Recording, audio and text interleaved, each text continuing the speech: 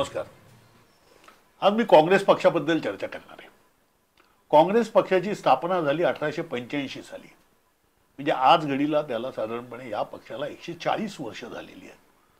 या 140 वर्षांपैकी सुमारे 40 वर्ष म्हणजे आपण समजा धरलं मोतीलाल नेहरू 2 वर्ष अध्यक्ष होते, त्यानंतर जवाहरलाल नेहरूंचा काळ, त्यानंतर इंदिरा गांधींचा काळ, त्यानंतर राजीव गांधींचा काळ, मग सोनिया गांधी, राहुल गांधी, हा सगळा जर का पकडला तर जवळपास 40 वर्ष नेहरू गांधी घराणं हे काँग्रेसच्या अध्यक्षपदी आहे. त्याच्यामध्ये सर्वाधिक अधिक काळ म्हणजे सर्वात जास्त काळ अध्यक्षपदी होत्या सोनिया गांधी, जवळपास 20 वर्ष त्या अध्यक्ष होत्या. त्यानंतर राहुल गांधी 2 वर्ष होते, त्यानंतर राजीनामा दिला.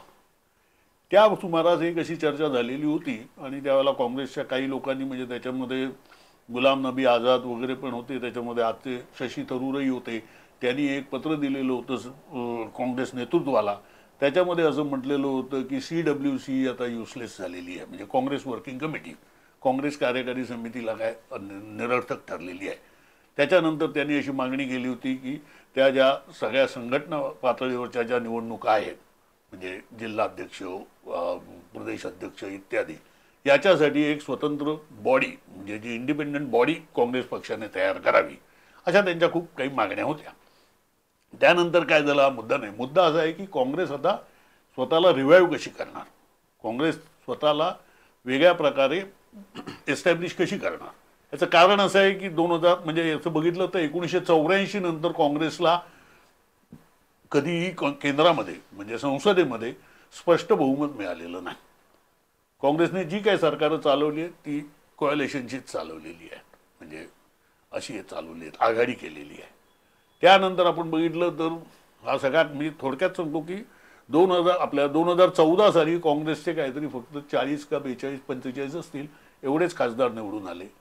त्यानंतर 2019ला त्याच्यामध्ये आणखीन 10-12ची भर पडली आणि आत्ता काहीतरी 100 आहेत. तरीही काँग्रेस अजून सत्तेपासून कित्येक योजनं दूर आहे. वेगवेगळ्या राज्यातनं काँग्रेस सफाया झालेला आहे. अगदी महाराष्ट्रामध्येही काँग्रेसची स्थिती फार वाईट आहे. अशा परिस्थितीमध्ये काँग्रेस कशी होणार बलवान, याच्यावरती बरेच अगदी काँग्रेसचे जे कोण हितचिंतक आहेत तेही जोरजोराने चर्चा करत असतात आणि जे टीकाकार आहेत तेही चर्चा करत असतात. वेळेस नरेंद्र मोदी आणि संघ परिवार यांना आजही जवाहरलाल नेहरू हा सगळ्यात मोठा धोका वाटतो आणि त्यांच्यामुळेच भारताची अशी स्थिती झाली असं वाटतं. मुद्दा त्यातला असा आहे की काँग्रेसमध्ये नेमकं घडतंय काय. तर यासाठी माझ्याबरोबर चर्चा करायला आज निमिष साने आलेत. निमिष साने हे संशोधक होते. अमेरिकेमध्ये ते संशोधनाचं काम करत होते. त्याच्यामध्ये ते याच्यात होते, माहिती आणि तंत्रज्ञान क्षेत्रामध्ये होते. काही बहुराष्ट्रीय कंपन्यांमध्ये त्यांनी काम केलं आणि त्यानंतर गेले 3-4 वर्ष ते काँग्रेसच्या कामामध्ये म्हणजे या काँग्रेसच्याच कामामध्ये, पक्षामध्ये त्यांना कोणतं पद नाही आहे परंतु ते काँग्रेसच्या कामामध्ये सक्रिय आहेत. त्यातही विशेषतः जेव्हा निवडणुकीच्या वेळेला जी एक वॉर रूम तयार केली जाते त्याच्यामध्ये त्यांचं योगदान होतं, त्याच्यामध्ये ते काम करत होते आणि त्यानंतर अशा प्रकारे काँग्रेसच्या वेगवेगळ्या कार्यक्रमांमध्ये ते जुळले गेले. आता निमिष साने हे तर समाजवादी परिवारातले आणि त्यांची ती ही होतीच बॅकग्राऊंड, परंतु आता मात्र ते काँग्रेसचं अतिशय सक्रिय पद्धतीने काम करणं म्हणजे प्रत्यक्ष पक्ष नाही परंतु ते कोणतं काम करतात आणि काँग्रेसची पुनर्बांधणीची नवीन प्रकार काय आहे, काँग्रेसमध्ये कोणत्या प्रकारची पुनर्बांधणी चालू आहे, याच्यामध्ये राहुल गांधींनी कसा रस घेतलेला आहे, त्याच्यामध्ये कोणती माणसं इन्व्हॉल्ड आहेत, ती माणसं कोण आहेत आणि कशा प्रकारे काँग्रेस आपलं पक्ष बांधणीचं काम सुरू करते आहे किंवा त्यांना करायचं आहे, हे मी आज जाणून घेणार आहे. आणि हे आत्तापर्यंत कोणाला माहिती नाही आहे, त्यामुळे मी त्यांच्याकडनं ती माहिती घेणार आहे. So Nimish, thanks for joining. तर एक पहिलं मला एक साधा प्रश्न विचारता आहे की समाजवादी चळवळीतून तू इकडे कसा वळलास काँग्रेसकडे, कारण ते जरा अवघड आहे ना, कारण काँग्रेस आणि समाजवाद्यांचा म्हणजे 36चा आकडाच होता. विशेषतः लोहिया आणि त्यानंतर JP दोघांनीही काँग्रेसच्या विरोधातच हे केलं. लोहियानी तर जगप्रसिद्ध, तो मोठा जगप्रसिद्ध नाही परंतु भारत प्रसिद्ध सिद्धांत मांडला बिगर काँग्रेसवादाचा आणि त्यातून समाजवाद्यांनी निदान बिहारमध्ये तरी, बिहार आणि UP-मध्ये, उत्तर प्रदेशामध्ये समाजवाद्यांना काही ना काहीतरी फुटवून मिळाला. आणि या सगळ्याशी संबंधित म्हणजे तुझे आजोबा, वडील, आम्ही सगळे त्याच्यातच होतो. त्यामुळे तिकडनं इकडे कसं शिफ्ट झाली हा पहिला प्रश्न. हा बदल काही एका रातोरात झालेला नाही. म्हणजे मी जरी ह्या समाजवादी परिवारातला असलो, चळवळीत वाढलो असलो, तरी मी स्वतः तसा सक्रिय नव्हतो, कारण माझा रस विज्ञान गणित त्याच्यात होता.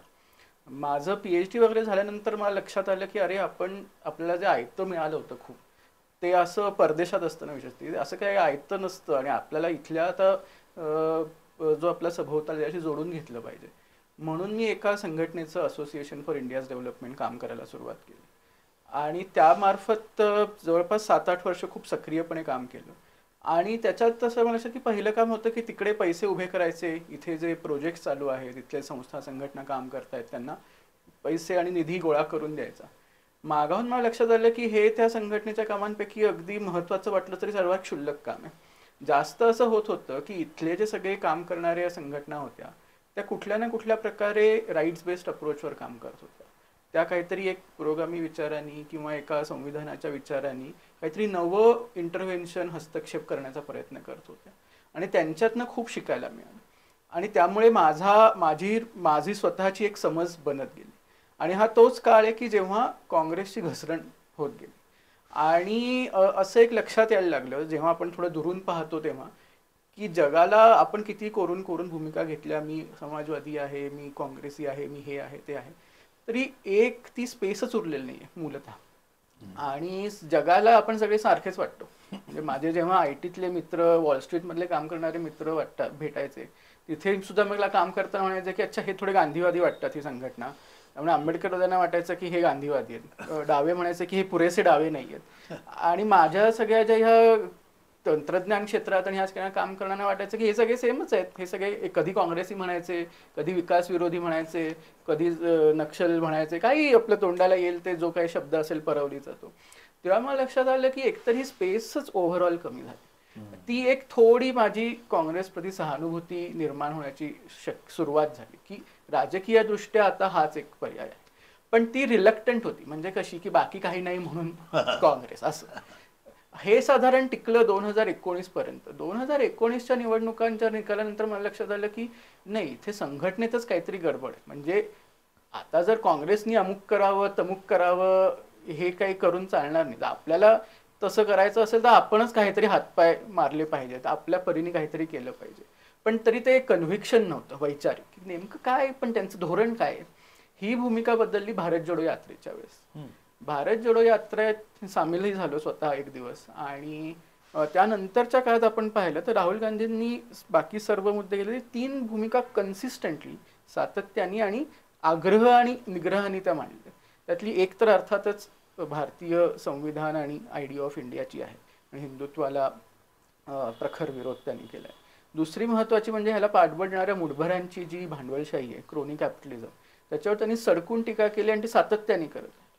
आणि तिसरी त्यांनी महत्त्वाची भूमिका घेतली जी थोडं आधीच्या काँग्रेस सरकारांपेक्षा इतक्या आग्रहीपणे त्या दृष्टीने पाहिलं तर वेगळी होती, जी सामाजिक न्यायाची होती. आणि त्यांनी थेट सांगितलं की आर्थिक आणि जातीय सर्वेक्षण, जातनिहाय सर्वेक्षण झालं पाहिजे आणि त्यातनं जी धोरणं तयार होतील त्यानुसार आपण काम केलं पाहिजे. मग मला ही जेव्हा भूमिका आली तेव्हा असं वाटलं की जी संयुक्त सोशलिस्ट पार्टीची घोषणा आम्ही ऐकून लहानपासून ऐकत होतं, संसोपाने बांधी गाठ, पिछडा पावे सोमे साठ, ही तीच तर आहे ज्याची जितकी हिस्सेदारी त्याची तितकी भागीदारी. मग फरक काय.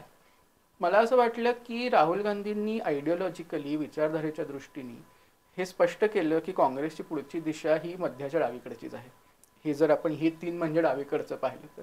त्यामुळे जे मला दिसत होतं आणि मी समाजवादी चळवळीकडे पाहत होतो की चळवळ होती, त्यातही काही लोक चळवळ म्हणून काम करत होते आणि काहींना लक्षात होतं की नाही, पण आपले हे विचार व्यक्त करणारा पक्षच नाही आहे आपल्याकडे. जे पक्ष बांधणीकडे खूप छोटे छोटे प्रयोग, सोशलिस्ट फ्रंट असेल, समाजवादी जनपरिषद असेल, ते केले त्यांनी, पण ते काही वायबल पॉलिटिक्स नाही उभं राहू शकलं त्याच्यातनं. मग काही जण आपमध्येही गेले, तेव्हा मी होतो त्याच्यात, आणि पण तेही काही पुढे झालं नाही त्याचं.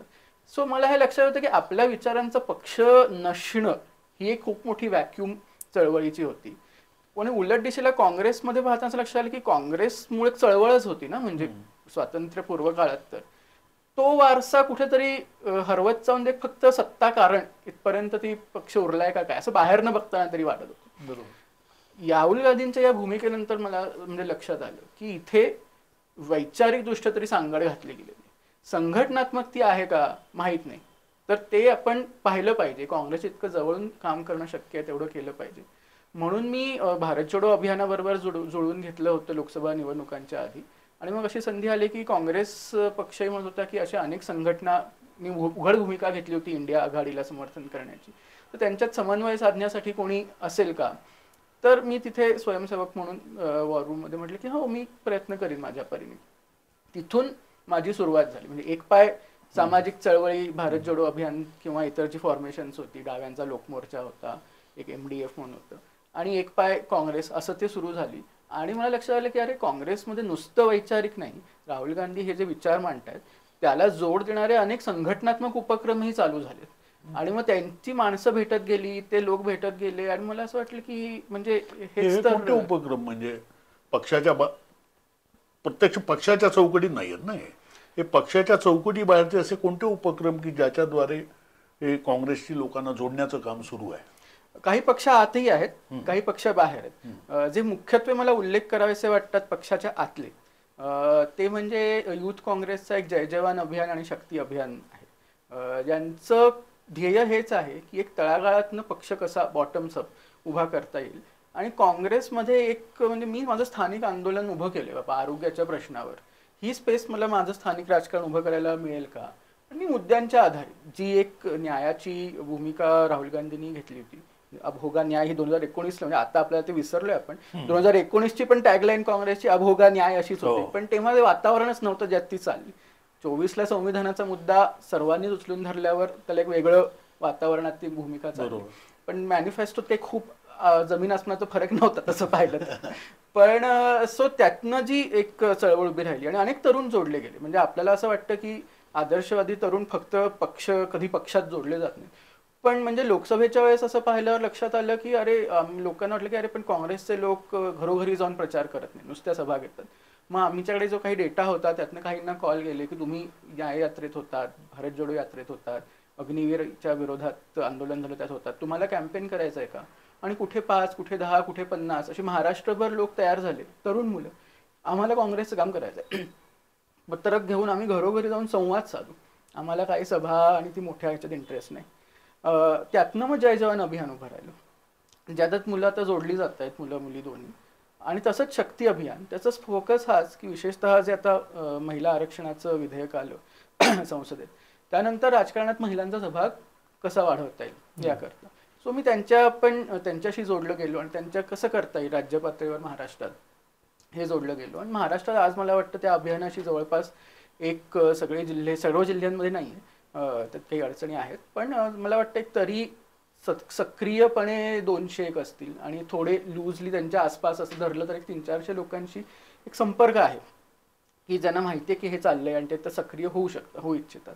आणि शक्ती अभियानात सुद्धा मला वाटतं जवळपास 51 महिला राज्याच्या वेगवेगळ्या भागांमध्ये आपलं संघटन उभं करतात. सो हे एक पक्ष अंतर्गत चाललंय.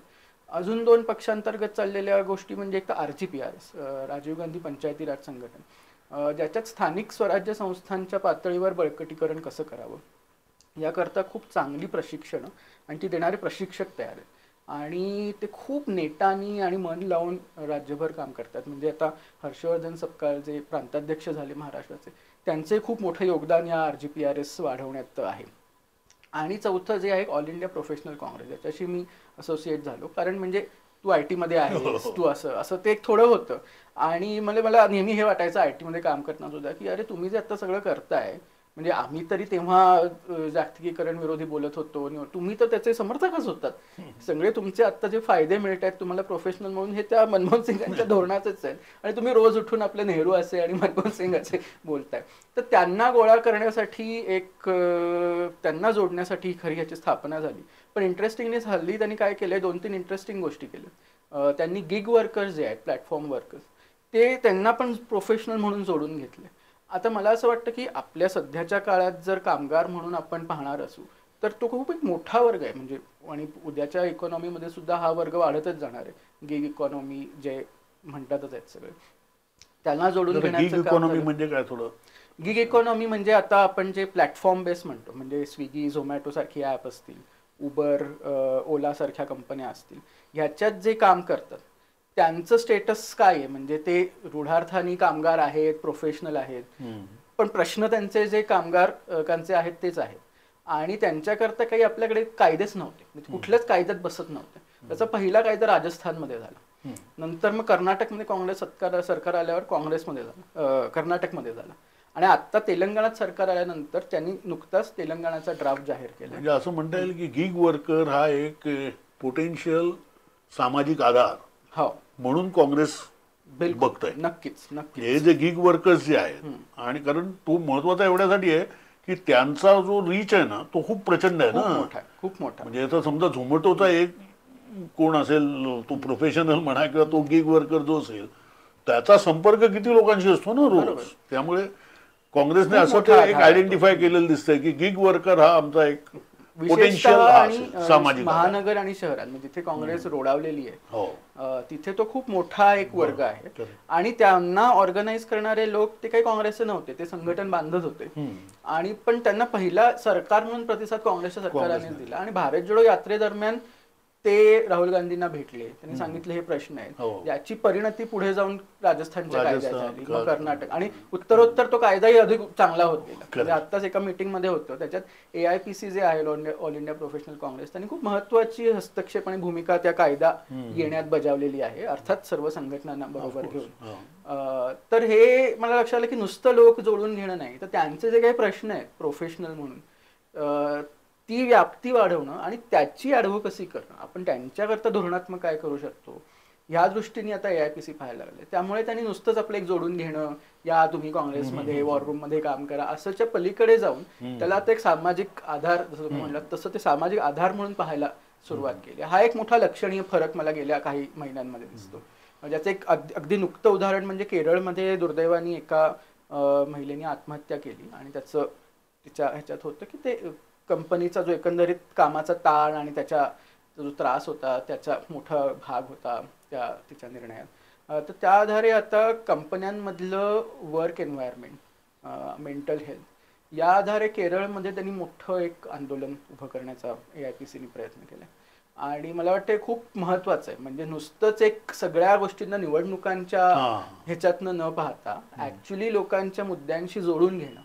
आणि ही एक म्हणजे सामाजिक मशागत पण आहे की हेच राजकारण म्हणजे सतत आपल्या काहीतरी टॅक्टिक्स, ह्यांनी एवढे पैसे टाकले, त्यांनी तेवढं केलं, मग आपण हे करू. आपणही अनेकदा इतकं टॅक्टिक्स मध्ये करतो, हे तसं करतात आपण तसं करू, ते तसं करतात आपण तसं करू.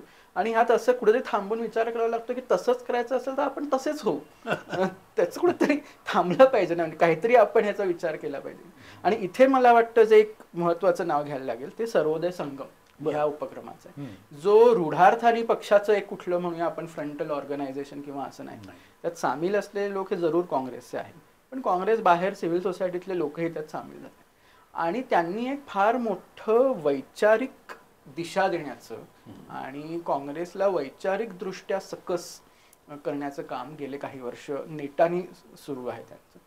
आणि त्याचा मला वाटतं आपण प्रामुख्याने इथे उल्लेख करून त्याविषयी बोललं पाहिजे. ओके, हे सांग, म्हणजे हा जो म्हटलं सर्वोदय संगम मुळात मला असं वाटतं Sachin Rao actually came up with this idea. Sachin रावने ही कल्पना मांडली, म्हणजे त्याच्यात आशुतोषही होता, आशुतोष शिर्के, त्यानंतर आपले सुनील देशमुखही काही काळ त्याच्याशी असोसिएटेड होते.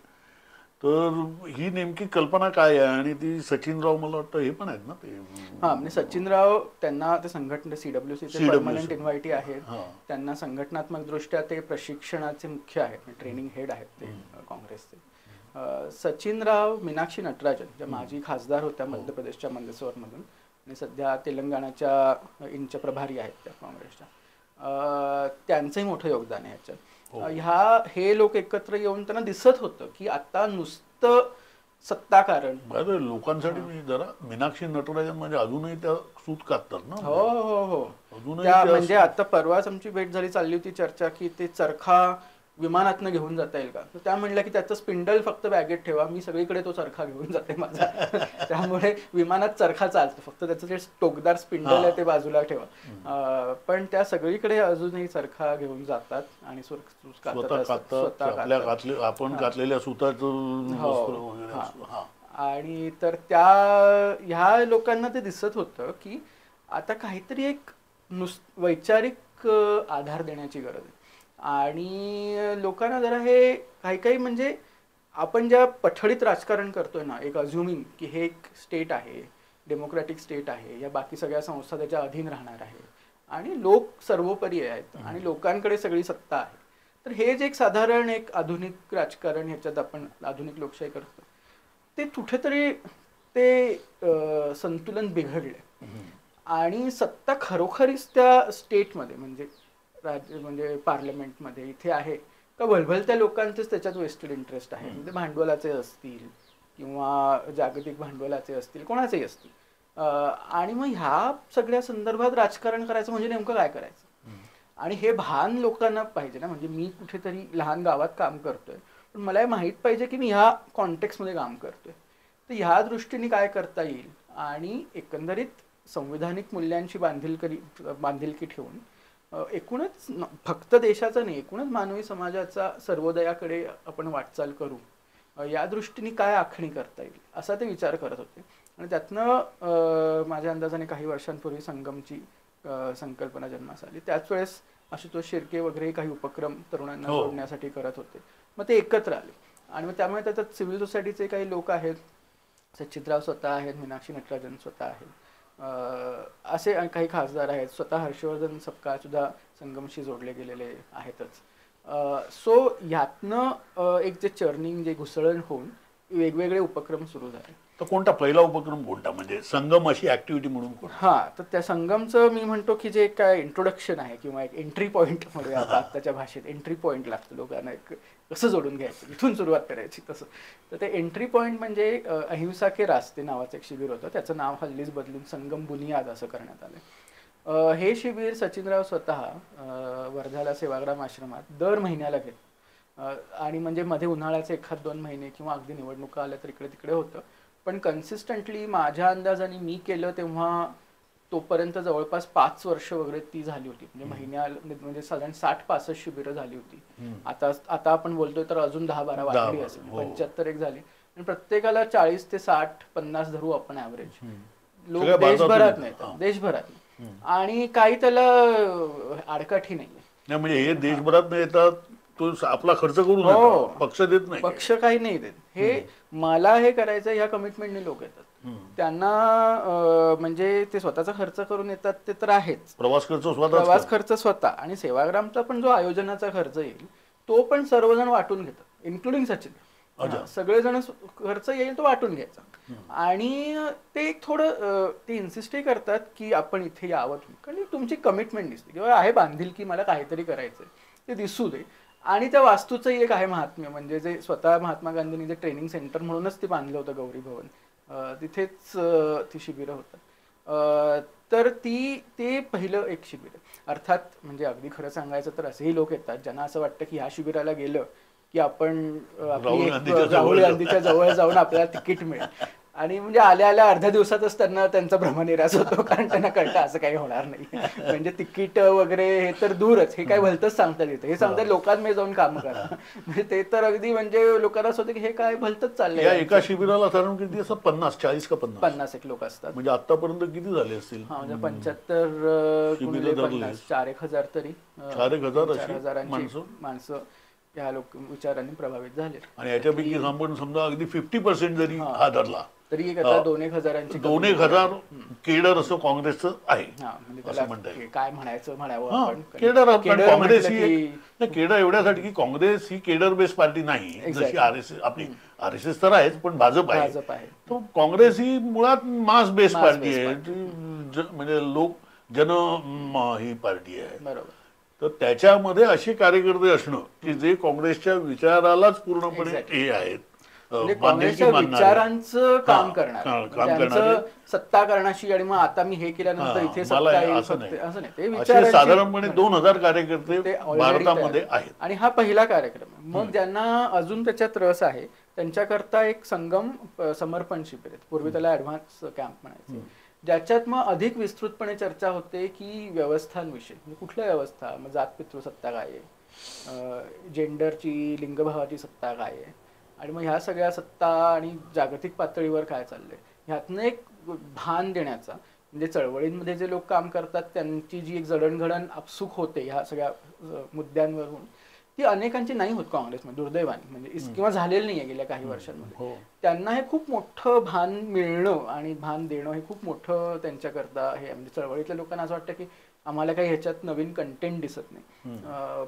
पण काँग्रेसच्या लोकांना अनेकांना मी पाहतो ना, आणि हे खूप चांगले लोक आहेत, पण त्यांना ते एक्सपोजरच मिळालं नाहीये वेगवेगळ्या प्रकारे. म्हणजे महाराष्ट्रात अनेक अशा शिबिरांची खूप पूर्वापार प्रथा आहे, म्हणजे सोमनाथच्या श्रमसंस्कार छावणीपासून सानेगुरुजी स्मारकापासून अशी शिबिरं होणं की ज्याच्यात हा विचार चाललाय व्यवस्था परिवर्तनाचा, ही एक खूप मला मोलाची आणि महत्वाची गोष्ट वाटते.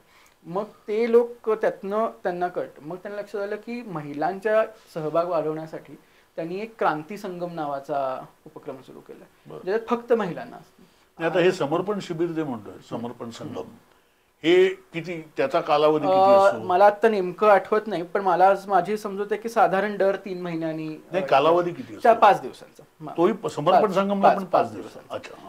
आणि तो मला वाटतं दर 3 महिन्यांनी होतं नेमकं. आता मला ठीक आहे. आणि ते सगळीकडे भारतभर होतं? नाही, तेही सेवाग्राम मधलं एखाद दुसरं ते घेतात कुठे. पण याच्यात दुसरं त्यांनी सुरू केलं एक सर्वोदय संकल्प शिबिर. म्हणजे अशा प्रकारचंच जी एक शिबिर आहे, तर तुम्ही परत गेले, मी गेलो सेवाग्राम परत, आणि मी माझ्या तिथल्या लोकांना सांगतो, म्हणजे अनेकदा गावात नसं होतं की एक कार्यकर्ता गेला, त्याचे काही असतात 20-25 जण, म्हणजे अरे मी असं शिबिर केलं हे ते, मग ते म्हणतात की पण आम्हाला पण जायचंय. मग ते म्हणतात की तुम्ही तुमच्या इथे 25 जणांचं ऑर्गनाईज करा, त्यांचे प्रशिक्षक आहेत, ते येऊन त्याला सर्वोदय संकल्प शिबिर म्हणतात. ते येऊन त्याच प्रकारचं शिबिर तिकडे घेतात त्या गावात, पण तुम्ही ते ऑर्गनाईज करण्यासाठी लोक जमवणं, म्हणजे हाही एक कार्यक्रम होतो की मी माणसं जमवली माझ्या विचारधारेची, की ज्यांना ते नुसतेच फेसबुकवर लिहितो काँग्रेसने याव केलं पाहिजे त्याव केलं पाहिजे, त्यांना असं की अरे हे आहे ना, म्हणजे इथून आपण सुरुवात करू शकतो. आणि मग त्याच्यात असं लक्षात येतं ह्या सगळ्या कॅम्पच्या शेवटी की मग तुम्ही काय करणार, तुमचं ह्याचा हस्तक्षेप काय असणार आहे. मग लोकांना एक एक आयडिया सुचायला लागतात. अरे मी पाहतोय आता की लोकांचा संवादच तुटलाय वेगवेगळ्या वर्गांशी, तो जोडण्यासाठी मी काय करू शकतो. माझ्या भागात कम्युनल प्रॉब्लेम खूप मोठा आहे, तर मी आंतरधर्मीय संवाद कसा वाढेल याकरता अमुक उपक्रम सुरू करीन. असे उपक्रम लोक स्वतःहून विचार करून सुरू करतात, आणि ह्यातनं संगम क्रियांचाही जन्म झाला. म्हणजे संगम क्रिया म्हणजे काय, तर तुम्ही काय करू शकता उपक्रम तुमच्या ह्याच्यात, तुम्ही केला तिकडनं किंवा अदरवाईज. तर लोकांनी सुचवलं की, आणि मग ह्याच्यात खूप इंटरेस्टिंग आहे, काही त्याच्यात निवडणुकांसंदर्भातच आहेत. म्हणजे चावडीवर मतदार यादी घेऊन बसायचं आणि चावडीवर बसून ती वाचायची. मग लोक काय करताय तुम्ही, मग तिथेच ती व्हेरीफाय होते की नाही ह्या आता इथे राहत नाहीत, हे इथे राहतात, हे इथे नाही, आणि मग त्यातनं गोळा होतात लोक. आणि मग तुम्हाला पण आता ह्यांच्याकडे 3दा जायला पाहिजे ना तुम्हाला निवडणुकांच्या आधी. म्हणजे ह्याच्यातनं काही पूर्णपणे निवडणुका बाद आहेत अशातलेही भाग नाही, पण मग हे लोक ना की हा अरे हे मी करू शकतो. म्हणजे जो माणूस असा विचार करतो की काँग्रेसचं आता काय होणार, आणि हा एकंदरीत जो त्याला वाटतं की हे अशक्यच आहे, म्हणजे ह्या सगळ्या वातावरणात काही काम करणं, त्याला की हा पण हे मी करू शकतो ना माझ्या इथे. ही जी एक आपण करू शकतो, आणि काँग्रेसला आपली गरज आहे का, आणि काँग्रेसने काय करायचं, मला गरज आहे काँग्रेसची, आणि हा पक्ष टिकण्याची, आणि हा देश संविधान आणि या मार्गावर चालायची, म्हणून मला हे महत्वाचं वाटतं, म्हणून मी हे करणार.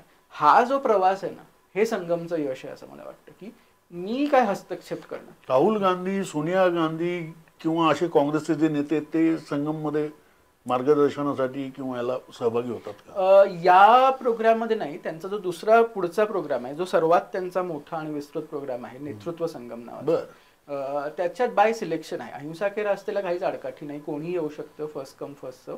ज्याला संवैधानिक मूल्यांवर ज्याची निष्ठा आहे आणि त्या आधारे त्यांना राजकारणात समाजकारणात काही हस्तक्षेप करायचा, ते कोणी येऊ शकतं. नेतृत्व संगम थोडं बाय सिलेक्शन आहे, त्यासाठी अप्लाय करावं लागतं, आणि अर्ज केल्यानंतर त्यांची काय तो पहिला कोणता म्हटलं, संगम बुनियाद. संगम बुनियाद, संगम समर्पण. समर्पणला पण कोणी येऊ शकतं. हा, पण तुम्ही बुनियाद केलं अपेक्षित आहे. बुनियाद केलेलेच समर्पणला, आणि नेतृत्वाला मात्र सिलेक्शन आहे. आणि क्रांती संगम आहे जो महिलांसाठी, त्याला पण सिलेक्शन आहे, कारण थोडं मग खूप ऍप्लिकेशन येतात, कारण मग काय होतं खूप मोठा ग्रुप झाला तरी मग ते नीट होत नाही. पण नेतृत्व संगमला ज्यांनी काहीतरी केलंय, ज्यांना एक राजकारणात दीर्घकालीन पाहता येते राजकारणाकडे, आणि त्यांना एक एक आपली एक कम्युनिटीची पण गरज असते ना, की समविचार लोकांची. नाहीतर आपापल्या ठिकाणी आयसोलेटेड लोक असतात एक एकटे. त्यांना असं होतं की पण माझा असा विचार करणार माझ्या आसपास कोणी नाही. त्यांना असं वाटतं की अरे आहेत देशात असे लोक विचार करणारे आहेत. म्हणजे तर तो नेतृत्व संगम जो प्रोग्राम आहे तो 3 कॅम्प असतात 10-10 दिवसांचे 3 महिने. आज फेब्रुवारी, मार्च, एप्रिल 10 दिवस आणि 3 वेगवेगळ्या राज्यांमध्ये. एक तुम्हाला भारताच्या विविधतेचा एक सेवाग्रामला असतो त्याच्यातला, ते फिक्स्ड आहे, काही बाकी बदलत राहू शकतं. आणि मग त्या कॅम्पमधल्या काही काही वेळेस, अर्थात दरवेळेस नाही, राहुल गांधींनी उपस्थिती यापूर्वी दाखवलेली आणि त्यांचं मार्गदर्शन आणि चर्चा केली. आणि त्याच्यात असं अनेकदा होतं की मला हा प्रश्न राहुल गांधी विचारायचा आहे आणि मग कधी कधी असं होतं की पण असं का तुम्हाला वाटतं की राहुल गांधींकडे त्याचं उत्तर असेल. म्हणजे अशी अशी चर्चा होते की तुम्हाला काय वाटतंय की राहुल गांधींकडे याचं उत्तर असेल.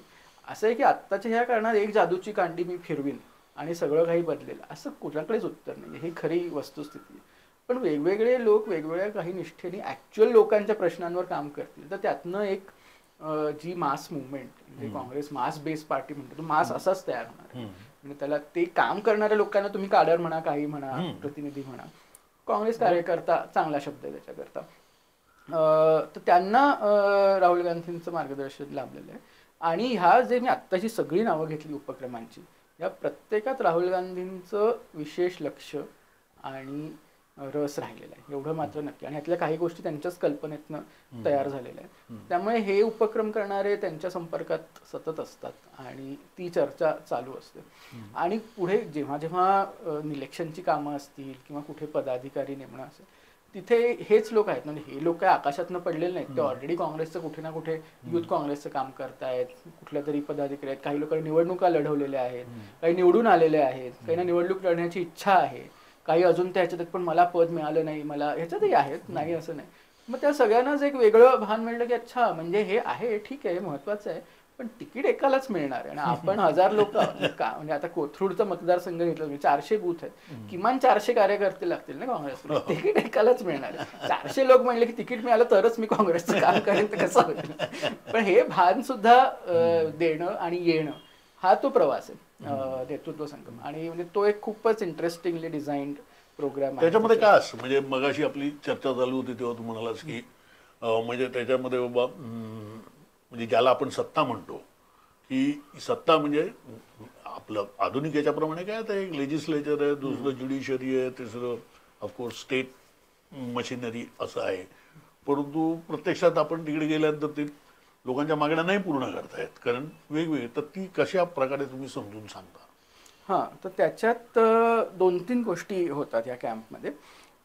एकतर जो वैचारिक ही आहे समज निर्माण करणं किंवा जगात काय चाललंय राजकारणाचं, की ही संस्था आहे ज्याला आता म्हणजे एखादी ट्रम्पसारखी व्यक्ती जेव्हा प्रेसिडेंट म्हणून ते कुठलंच रूल बेस ज्याला आपण म्हणतो राजकारण तो काहीच फॉलो करत नाही. त्यांचं आपलं म्हणजे रोजचा नवा दिवस आला गेला असं ते राजकारण आहे. आणि ते नुसतंच हवेत नाही, कारण त्यांच्या ते ज्या मार्गाने होतात सत्तेत येतात हे सगळे फोर्सेस ते प्रकारे ते कॅप्चर करण्याचा प्रयत्न करतात ते राज्य. आणि त्यामुळे लोक आणि नागरिक ह्या सगळ्या सत्तां त्याच्यापासून दूर होतात. तर ह्याच्याकरता वेगवेगळी लेक्चर्स आहेत. स्वतः सचिनराव असतील, मीनाक्षी नटराजन असतील, तेही एक वैश्विक जागतिक पातळीवरची देशाच्या पातळीवरची की बाबा नेमकं काय आहे आणि तुम्ही जे म्हणताय की आपण हे केलं पाहिजे ते केलं पाहिजे हे नुसतं वरवरच्या एका टॅक्टिक्स मध्ये गुंतून राहताय तुम्ही. ऍक्च्युअली समाजातली पॉवर स्ट्रक्चर्स आहेत म्हणजे जात असेल, वर्ग असेल, लिंग असेल, अजून काही असेल, त्याला तुम्ही हातच नाही घालत आहात. त्याच्यात परिवर्तन झालं पाहिजे. याच्याकरता आहे की नाही तुमचं राजकारण, पॉलिटिक्स म्हणजे नेमकं काय. म्हणजे एक मला अगदी चांगलं आठवतंय जी जेव्हा चर्चा होते की पॉलिटिक्स म्हणजे काय, राजकारण म्हणजे काय, तर हा प्रश्न विचारल्यावर लोक अगदी उदात्त उत्तरं असतात की लोकांची सेवा, लोकांच्या हक्काकरता लढणं.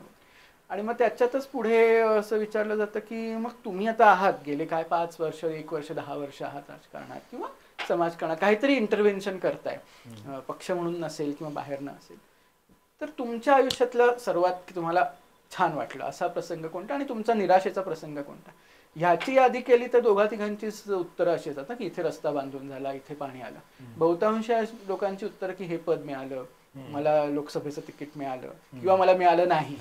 आणि मग ते मग असं ते लगेच लक्षात येतं की तुमचं उद्दिष्ट एकदम उदात्त आहे, पण ऍक्च्युअल कामाची वेळ येते तेव्हा ते अगदी खूपच स्वशी निगडित आहे सगळं. तर हे लक्षात येतंय का तुमच्या? मग राजकारण म्हणजे काय, मग तुम्ही तिथे कसं पोहोचणार? आणि मग साधं म्हणजे एखादी फिल्म पाहिली, म्हणजे मंथन सिनेमा ती जुना आहे, तो पाहून आम्ही एक दिवस त्याच्यावर चर्चा करत होतो त्याच्या आधारे की वेगवेगळ्या लोकांचं काय राजकारण चाललंय ह्याच्यात, मग हा काय राजकारण करतोय, हा नुसतंच ह्याला रिप्लेस करायला पाहतोय का खरंच व्यवस्था परिवर्तनाचं काय पाहतोय, मग कॉपरेटिव्हचं राजकारण काय चाललंय. एक दिवस पूर्ण त्याच्या आधारेच राजकारण म्हणजे काय ह्याच्यावर चर्चा. आणि मग ती खूप इंटरॅक्टिव्ह होते आणि खूप इंटरेस्टिंग होतं. आणि मग लोकांना अशी की अच्छा, मग असं स्वतःलाही प्रश्न पडायला लागतात की अच्छा म्हणजे 10 वर्ष आपण गेले ज्याला राजकारण म्हणतो ते खरंच राजकारण आहे तर नुसतंच आपण वरवर संघटनेत गुरफटलोय. कारण अनेकदा असं होतं की स्पेशली तुम्ही जर खूप तरुण वयात राजकारणात जोडला गेला, NSUI असेल, युथ काँग्रेस, तुम्ही त्याच दृष्टीत त्याच्यातच तुम्ही खूप वेळ असता ना, की मग इथे मी संघटना बांधली, माझी मुलं आहेत, आणि ते चूक नाही, ते गरजेचं असतं, त्याच्यात काही हे वाद नाही. पण त्यात गुरफटत जाणं जे असतं ना, आणि मग सतत की मला हे नाही मिळालं, मला हे मिळालं नाही, हा पुढे गेला, तो पुढे गेला, आणि मग ह्याच्यात मुख्य वैचारिक प्रवास तुमचाही होत नाही आणि पक्षालाही त्याच्यातनं काही मिळत नाही. तर तिथपर्यंत लोकांना हा एक म्हणजे हा लेक्चर फॉर्मॅट झाला. पण ह्या दुसरं जे आहे ना, जे मूलतः आपण म्हटलं की ही सेल्फ अवेअरनेस पण खूप लागतो. म्हणजे ह्या सगळे झगडे करताना स्वशी एक संवाद आणि जे स्वराजची जी एक राजकीय कल्पना आहे, म्हणजे स्वतःवर एक संयम असणं आणि ते आत्मबल असणं आणि ते निर्भयता असणं ह्याच्याशी आहे. तर त्याच्याकरता खूप उपक्रम असतात. म्हणजे ते थिएटरच्या अंगाने असतात. मग थिएटर ऑफ द ऑपरेस्ड म्हणजे सेवाग्रामला झालं तेव्हा तर आम्ही ते थिएटर ऑफ द ऑपरेस्ड संकल्पना शिकून सेवाग्राम गावात जाऊन नाटक केलं. मग ते गावातल्या बायका म्हणले की काय करताय तुम्ही नाटक इथे येऊन? तर मी म्हटलं इथे हा जो मुद्दा मांडलाय तो तुमच्या गावात नाही आहे का? नाही आहे तो मुद्दा, पण तुम्ही येऊन काय करणार आहात? तर मी म्हटलं आम्ही नाही काय करणार आहोत, आम्ही दाखवतो तुम्हाला की ह्याच्यात काय करता येऊ शकतं. थिएटर ऑफ द ऑपरेस्ट मध्ये लोक स्वतःच येऊन मग शेवटी सांगतात की ते नाटक उत्तर देत नाही, लोक येऊन उत्तर सांगतात की असं करता येईल, तसं करता येईल. मग शेवटी मी त्यांना म्हटलं की आपण परत भेटू, झालं कार्यक्रम की. मग शेवटी मला म्हटलं की हां आता आम्हाला कळलं, म्हणजे की आहेत उत्तर आमच्याकडेच आम्ही करत नाही काय. आणि ही जी जाणीव आहे ना, म्हणजे एक जनतेलाही असणं आणि आपल्याला कार्यकर्ता म्हणून असणं की अरे अनेकांकडे उत्तर आहेत. तर ती थिएटर असेल, वेगवेगळे अभ्यास म्हणजे चरखा किंवा पराई, म्हणजे पराई हे जे वाद्य आहे आपल्याला हलगी ज्याला आपण म्हणतो, ते तामिळनाडूत पराई म्हणतात. आणि पराया हा जो शब्द इंग्लिश मधला बहिष्कृत, आउटकास्ट, तो त्याच्यावरनच आलाय. कारण तीच हा परिया पराया तो शब्द आलाय तिथून, कारण ते स्पेसिफिक ती अनुसूचित जातीतली जमाती एक जात आहे, ते फक्त ते वाजवतात त्यांचं. आणि ते आता तिथल्या दलित चळवळीचं एक प्रतीक बनले. तर 10 दिवस आम्ही त्या लोकांकडनं पराई वाजवायला शिकलो. आणि लोकांनी काय वाजवतोय आपण, इथपासून सुरुवात होते.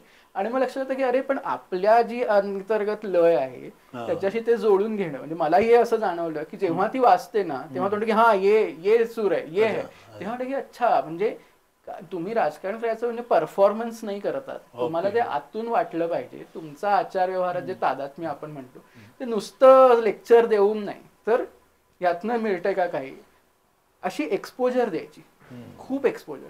चरखाच म्हणजे चरखा तर मला असं आठवतंय की अनेकांना, एक जण होते ते म्हणले मी नाही चालवणार चरखा.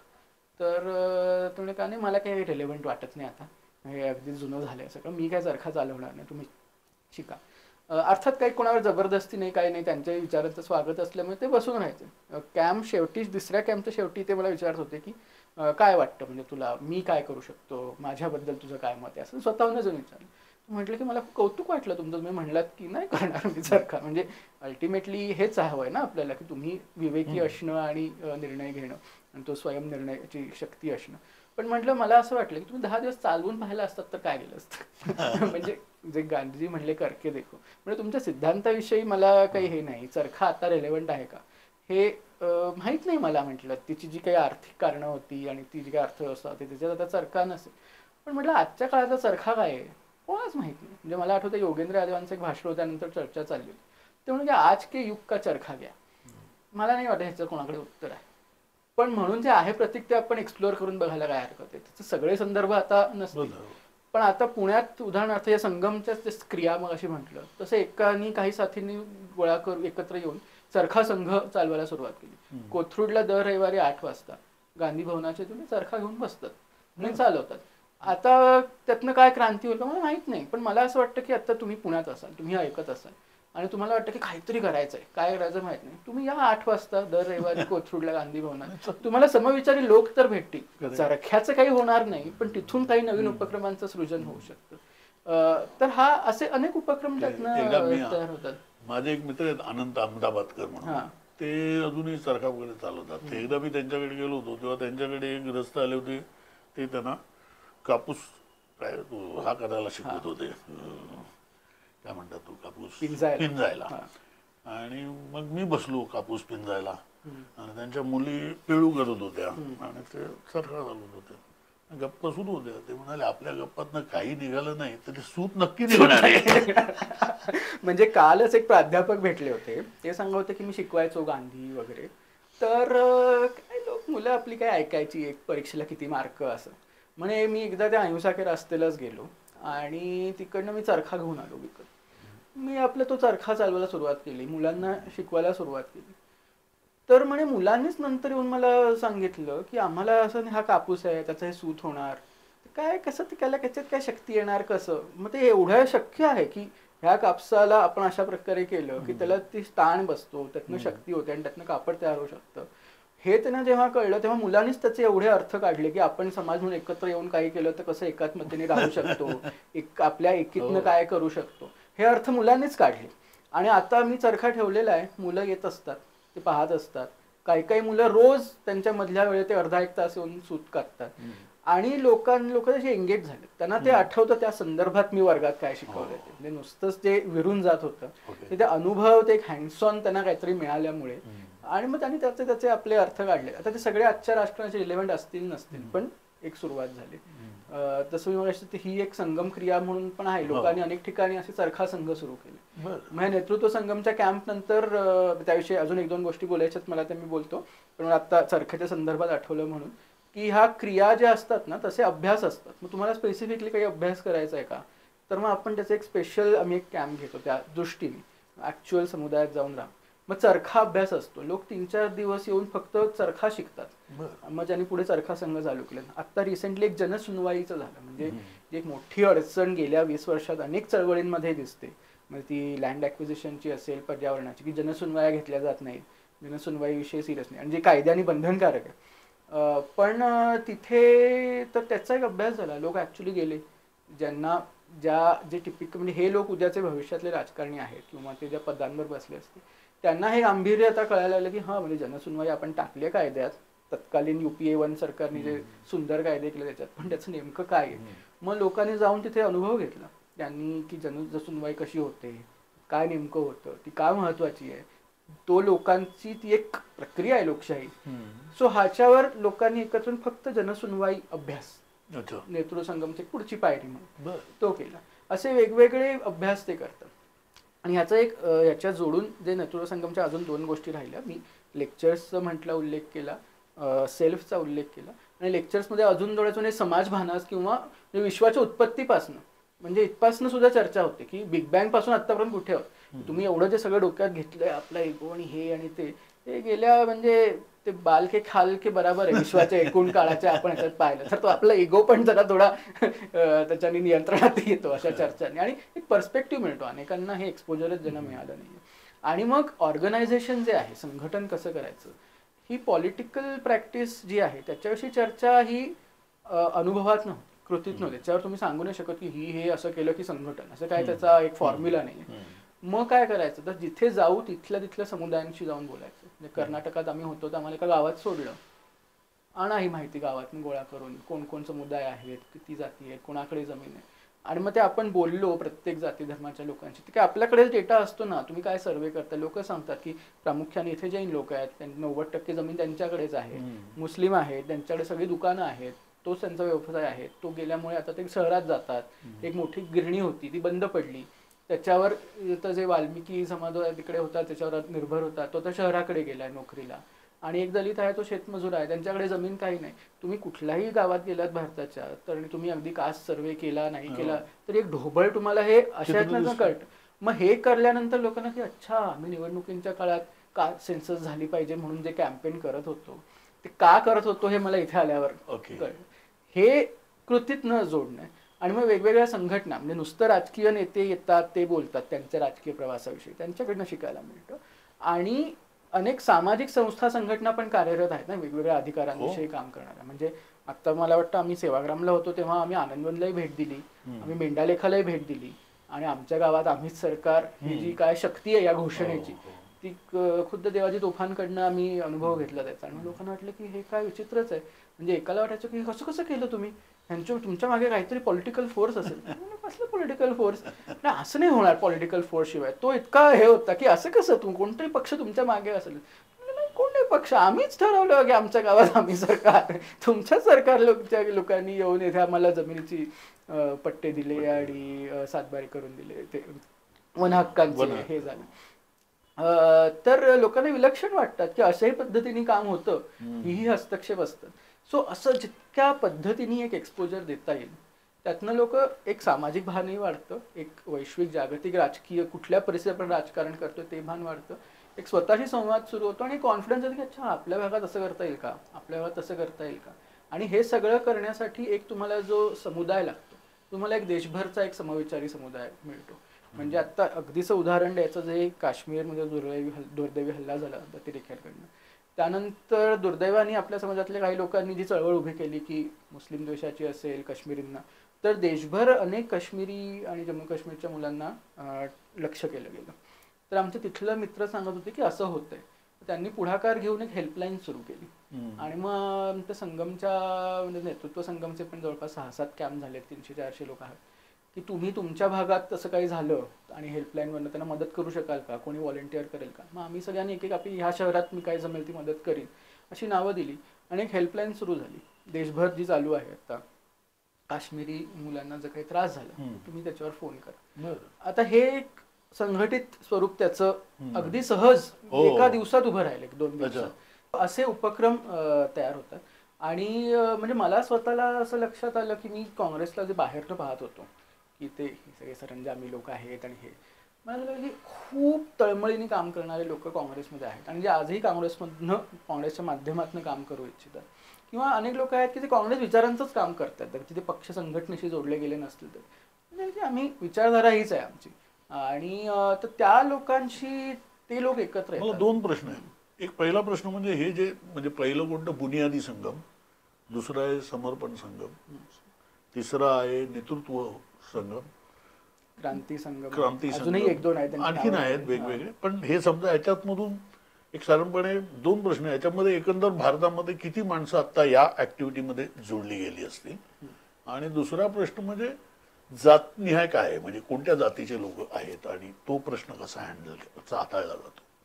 सो अहिंसा के रास्तेमध्ये आता जसं आपण मगाशी कॅल्क्युलेट केलं जवळपास 4-1,000 लोक निकाल केला असेल तो कॅम्प आतापर्यंत नेतृत्व संगम लिमिटेड आहे वर्षात 1-2दा होतो ते आता साधारण 300-400 लोक असतील पण म्हणजे मला असं वाटतं की आपण असं जर उद्दिष्ट ठेवलं माहित नाही आता म्हणजे ही मी चर्चा नाही केली आयोजकांशी पण मला असं वाटतं की प्रत्येक जिल्ह्यात 50 लोक तयार होऊ शकतील का जे काँग्रेसचे पक्के विचारले असं मला वाटतं मला वाटतं की सचिनराव याला अग्री करतील कदाचित की असं आपण एक धोरण किंवा एक उद्दिष्ट ठेवू शकतो का पुढल्या काही वर्षांमध्ये असं आहे असं मला वाटतं त्याचा दुसरा जो प्रश्न आहे की सामाजिक त्याचं तर त्याच्याकरता खूप विशेष लक्ष पुरवलं जातं म्हणजे की ही एक सेफ स्पेस असेल जिथे सर्व जाती धर्माचे लोक आहेत म्हणजे इनफॅक्ट नेतृत्व संगमला आमचं सिलेक्शन झालं तेव्हा आम्हाला सांगण्यात आलं की किती जनरल लोक आहेत म्हणजे जनरल कॅटेगरीतले आहेत किती SC आहेत ST आहेत मायनॉरिटी आहेत महिला आहेत LGBTQI समुदाय ट्रान्स लोक आहेत आणि ते येतील जास्तीत जास्त याकरता विशेष प्रयत्न केले जातात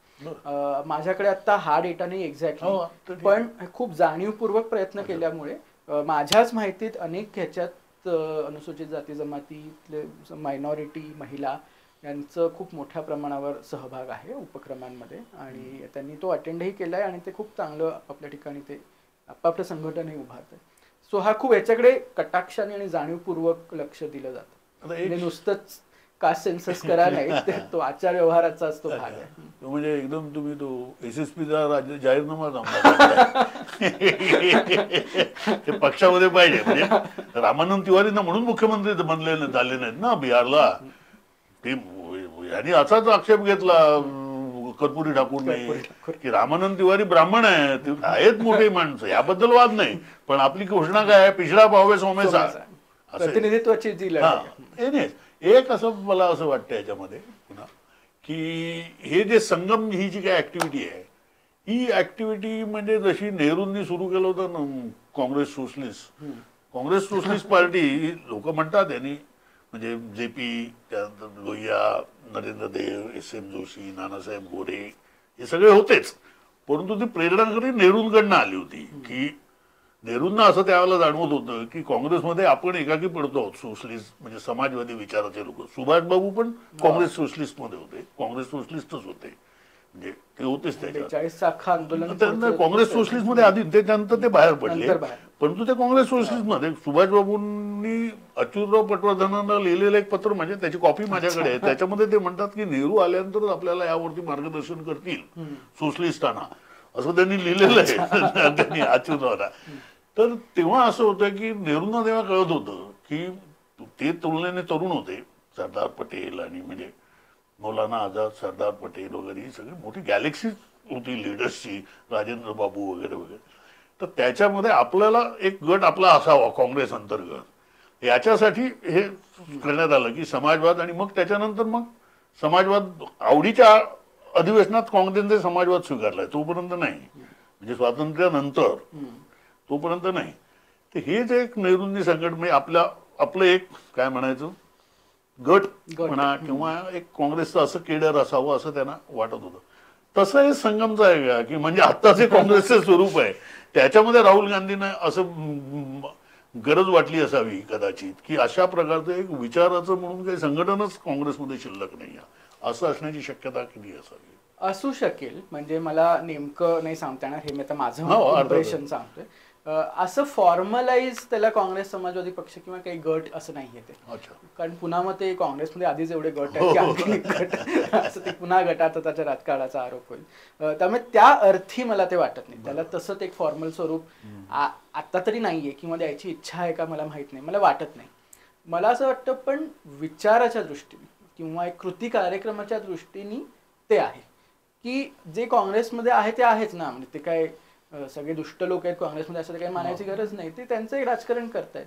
पण त्याला पूरक म्हणजे स्पेशली मला जे असं वाटतं, म्हणजे आता हे अगदी माझं व्यक्तिगत मत आहे, म्हणजे आता मला वाटतं इंडी जर्नललाच हर्षवर्धन दादांनी मुलाखत घेतली तेव्हाच विचारलं होतं प्रथमेशनी त्यांना की हे नेते परत आल्यावर काय करणार, म्हणजे तेव्हा दाशवन म्हणजे आम्ही आमची त्याची आहे ठरलेली रणनीती.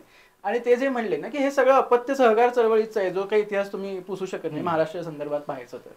पण ह्यातले अनेक नेते गेले ते गेले, पण आहेत ना ते पण विचारधाराशी ठामच आहेत, त्यांचं एक राजकारण आहे, ते आपल्याला पटो न पटो ते चालतं म्हणून ते करतात ना, त्याची एक त्याची ती पण एक तरी पण आहेच एक राजकारण. जी मधली फळी आता गेली आहे ना अनेक ठिकाणी, मला असं वाटतं की ती भरून निघताना ह्या सगळ्या उपक्रमांमधनं ती भरून निघेल असं मला वाटतं, किंवा माझी तशी इच्छा आहे म्हणूया आपण त्याला, की झालं तर मला आवडेल. त्यामुळे ते गट म्हणून न पाहता हा विचार घेऊन पुढे जाणारे लोक जे पुढच्या काळात संघटनेत आपल्याला दिसू लागतील, या दृष्टीने आपण मी त्याच्याकडे पाहतो. तर आता आपण ऐकलं म्हणजे निमित्ताने हे कोणतेही काँग्रेसचे कोणतेही पदाधिकारी वगैरे काही नाही आहे, परंतु काँग्रेसची पुनर्रचना कशी होते आहे याचे त्यांनी जो काही एक रोड मॅप सांगितला, तर तो रोड मॅपच काँग्रेसकडे आहे.